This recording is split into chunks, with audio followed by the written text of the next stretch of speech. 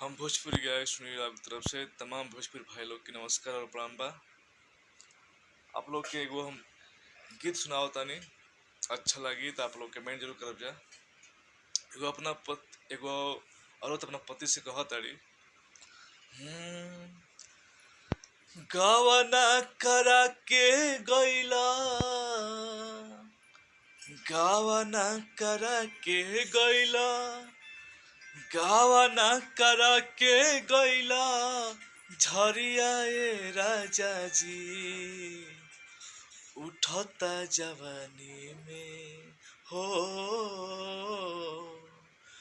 उठता जवानी में लो हरिया ए राजा जी, उठता जवानी में लहरिया ए राजा जी, उठता जवानी में।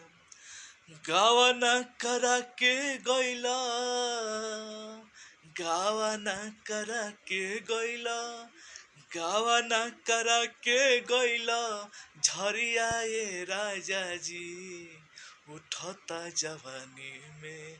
हाय हाय हाय हाय हाय, उठता जवानी में लहरिया ए राजा जी, उठता जवानी में लहरिया ए सैया जी, उठता जवानी